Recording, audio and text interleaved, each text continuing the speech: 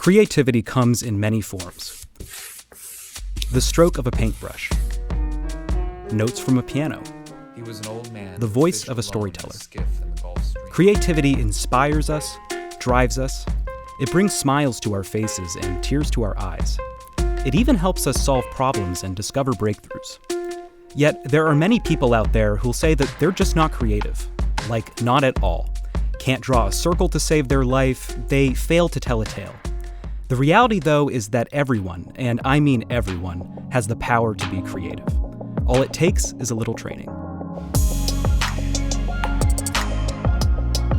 I'm Jacob Carosa, and you're listening to Now at Ohio State. We talk with researchers, innovators, and bold thinkers who look at our world, see what the real challenges are, and create the solutions that people need now. Today, we're going to meet two people who are creativity experts. First, Angus Fletcher is a professor of English who works at Ohio State's Project Narrative. His background in neuroscience and literature makes him uniquely qualified to discuss the science of stories, and his latest work revolves around training people to be creative.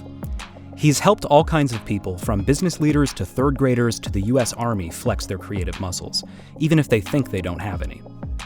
Angus sat down with R. Ross Bischoff to discuss his methods for helping people and teams become more creative, and how you can start thinking more creatively yourself.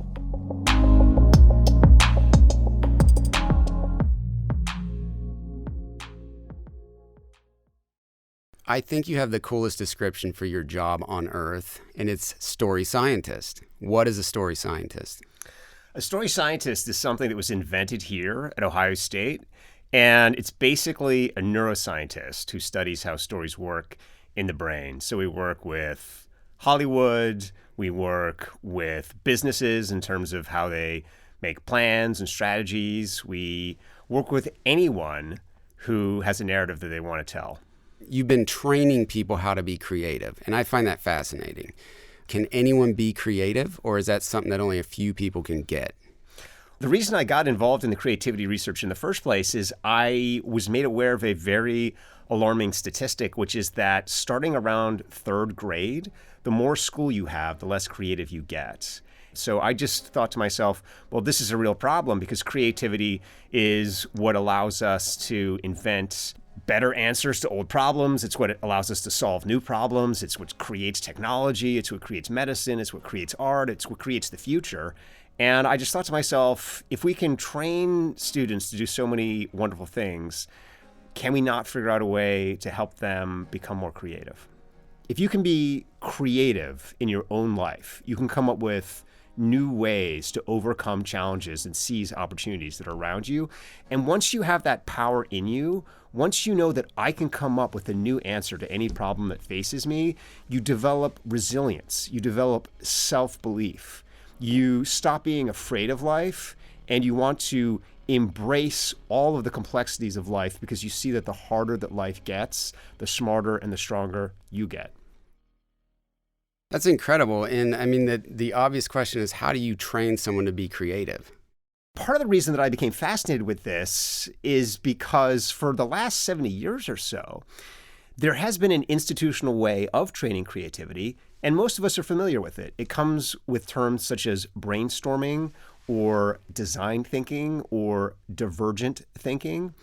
And it rests on the premise that the human brain is a computer, and that the way to get more ideas out of that computer is to encourage randomness. So I started to hang out with artists and people in Silicon Valley who invent new technologies and entrepreneurs who make new businesses. And I realized immediately, creative people are not random. I mean, if you've ever met a creative person, they don't just kind of crash around doing arbitrary things. They have their own method. And so I started to think, what is that method? How can we learn that method? And how can we start to translate that method? And it turns out that that method is not something that computers can do. And it turns out that that method is something that children do naturally. And it's turned out that even though that all of us are born with that method, it's something that we can either let slip in our lives or dedicate ourselves to getting better at over time. It's more of a computational thinking, right? Versus the narrative method. Like, what are the different, contrast those two things? So divergent thinking is based on associating very, very different things, divergent things, from different categories. So you might take one category, which is colors, and you might take another category, which is animals, and you might say, okay, blue bear, yellow dolphin, green butterfly. And it's something that a computer can do very, very easily, because all you have to do is set up these categories and then just randomly take one thing from one and mix it with something from the other.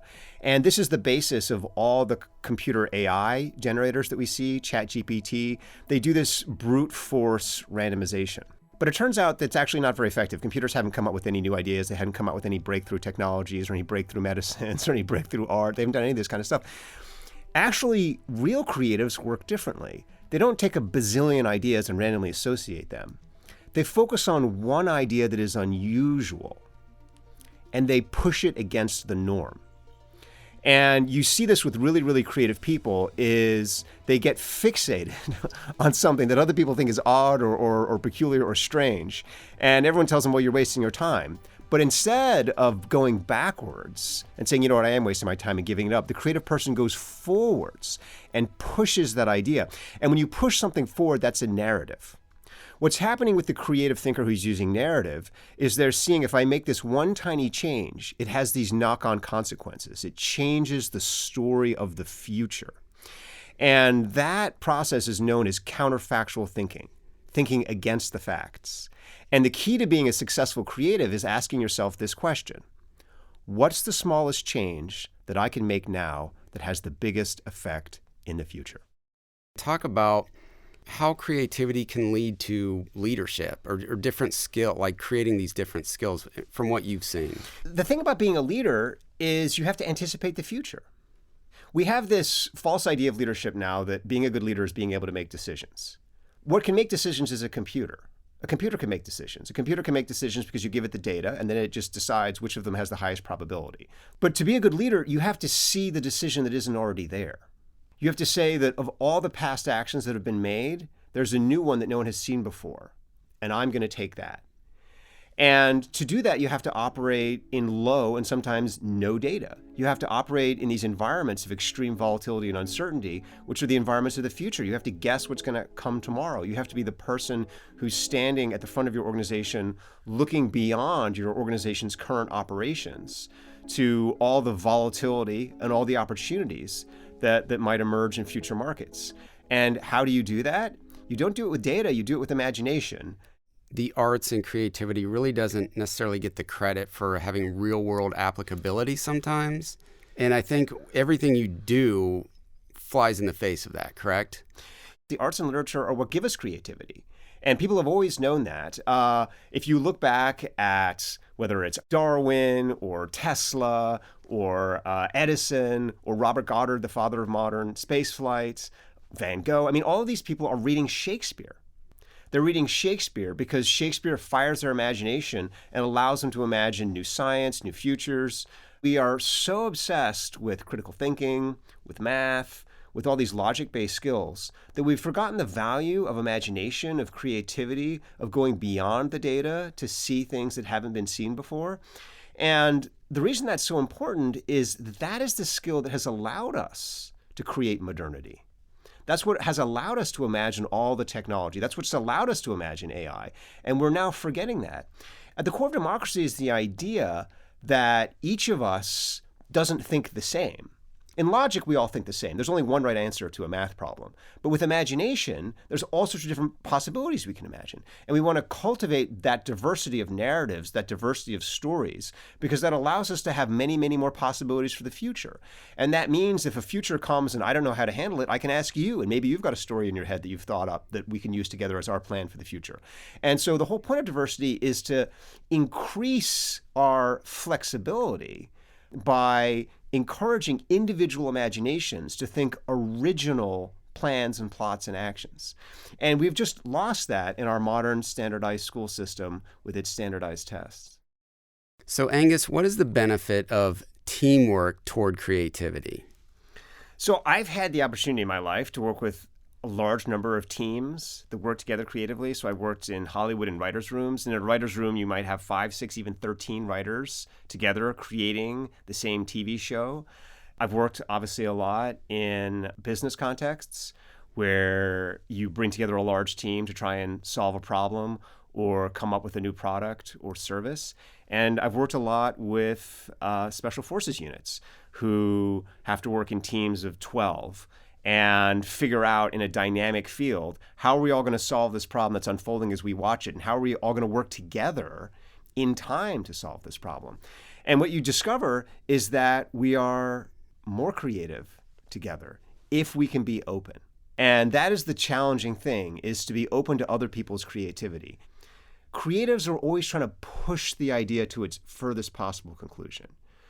You're not trying to be logical and engage in convergent thinking or critical thinking. What you're trying to do is you're trying to suspend all of your skepticism and all of your doubts. And that's hard to do with yourself, and it's even harder to do with other people. Because when other people start saying stuff to you that's very different, you might feel that it threatens your ideas, or you might threaten where you want to go.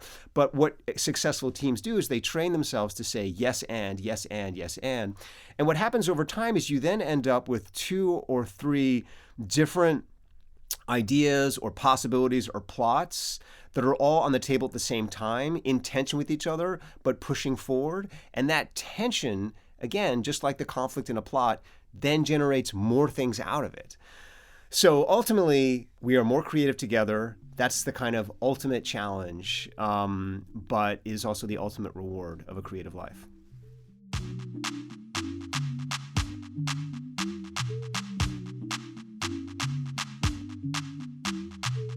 So if we all have the ability to be creative, what does that mean for society? If we're able to hone and grow our creativity, can we then change the way we connect with each other?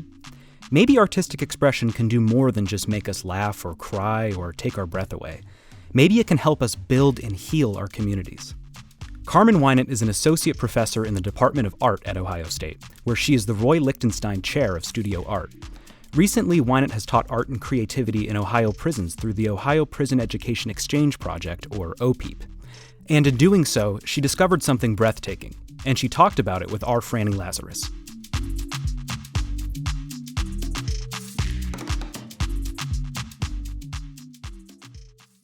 Thanks for joining us, Carmen. What do you say to people who think that they're not creative? It's a really good question, and it's a question that I hear frequently. As an artist and as a professor at Ohio State, I encounter a lot of undergraduate students in particular who are taking classes that might be a GE, like a class in introductory photo or ceramics or drawing, and they feel really insecure, right? And they bring with them that exact insecurity, which is, I'm not creative, which they equate with some level of technical expertise, right? Mm-hmm. And so the work, in some sense, at the very outset, is unlearning what the sort of inlaid idea of what it means to be creative. Sure. And that, in fact, of course, proficiency matters, but that's not the only thing that matters, right? And that so much of being an artist in the world is being willing to experiment, being willing to apply your imagination, being willing to take risks, being willing to, consider concepts as they happen and move through your body. Can you talk a little bit about creativity and how you can use creativity to foster community? Because we are sitting here proximate to the university, the first place my mind goes is thinking about the classroom and what we do in the classroom together and how important it is to establish right off the bat, in everything from like a small workshop to a semester-long class, a seminar or studio class, how important it is to establish a sense of mutual trust, right? Which is, what is that if not building community? Last semester, you taught a class with the Ohio Prison Education Exchange Project, OPEEP. Was this your first time teaching a class with OPEEP? OPEEP is an incredible group here on campus, which is run and facilitated by Professors T. Morris and Mary Thomas. I do have experience teaching in prisons and teaching in juvenile justice centers, but this was my first time working through OPEEP and being trained through Inside Out, which is this national body that trains, through which OPEEP is associated, that trains prison educators. It was an incredible experience that had, as you might imagine, a very steep learning curve.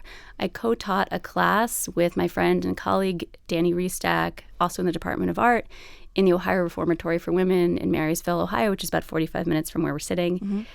And importantly, the class, as all Inside Out classes, are populated by half inside students and half outside students. So half incarcerated students and half OSU students that are, of course, driving to the facility.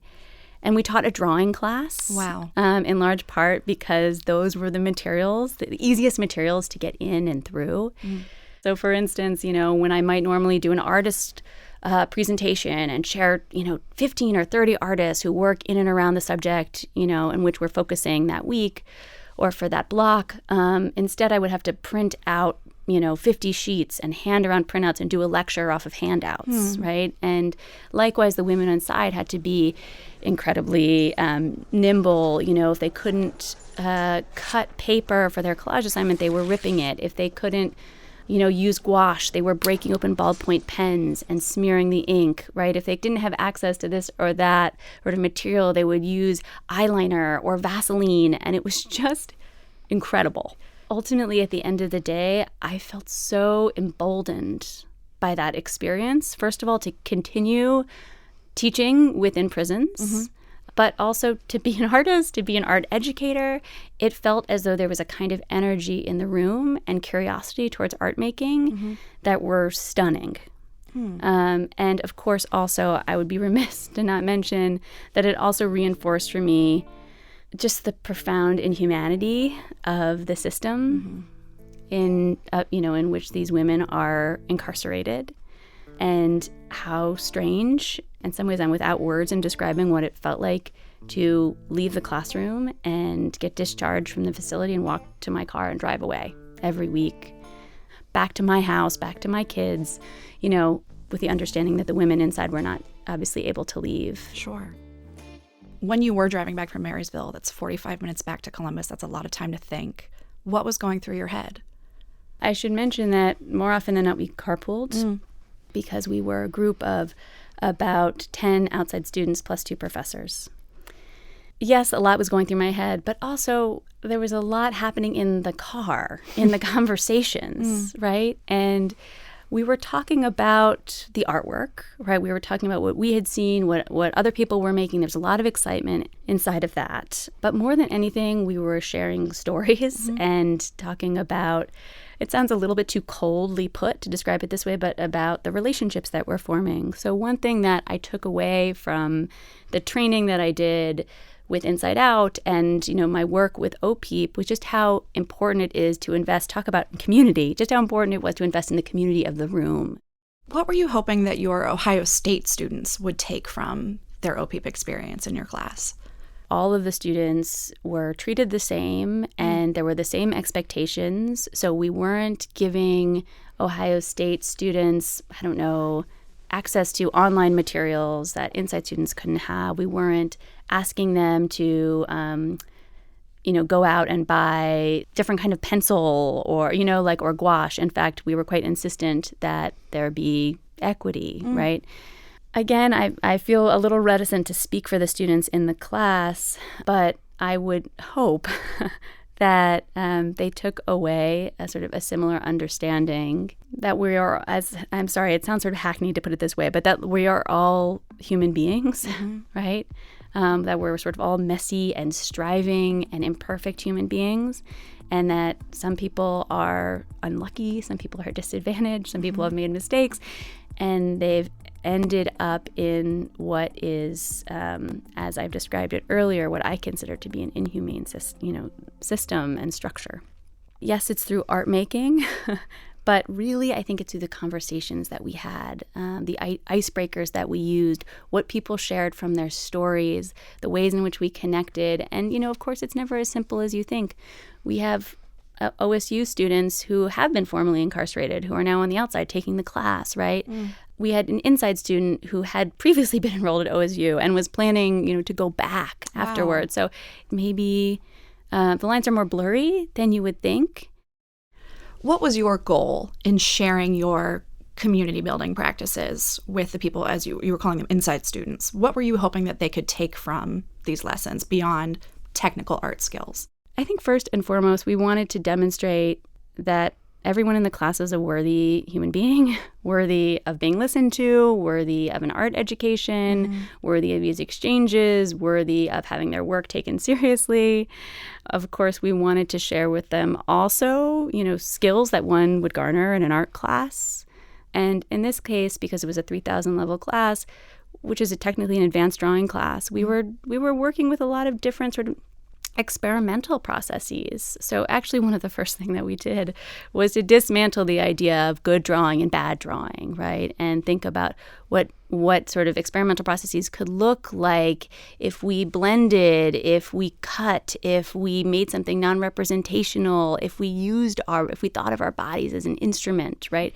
So we worked right off the bat also to give the students a sense of freedom inside of their bodies vis-a-vis creative expression, I would say. And then ultimately, we had an exhibition on campus of their work, of both the inside and outsiders' work. And we wanted to give them, some sense that their work was being shown and valued and cared for. We also did a sort of small-scale exhibition inside the prison. And, other women saw it, other OSU students, in that case, and the outside OSU students saw it.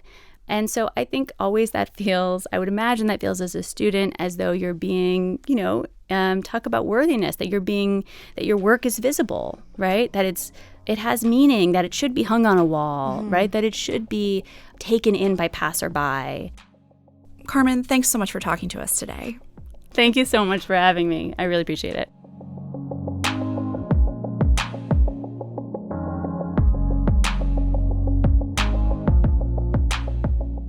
What do you think? Still don't think you have the power to be creative? Perhaps it's time you give it another shot. Pick up a brush and paint some happy little trees. Tell a goofy story to your kids. Dust off that keyboard and play a few notes. Because maybe those doodles you draw while you're on the phone, or those melodies you hum while you take a shower, maybe they mean a little bit more to humankind than you realize. Now at Ohio State is produced by the Ohio State University's Office of Marketing and Communications. For more information, visit us at go.osu.edu/now. I'm your host, Jacob Carosa. Thanks for listening.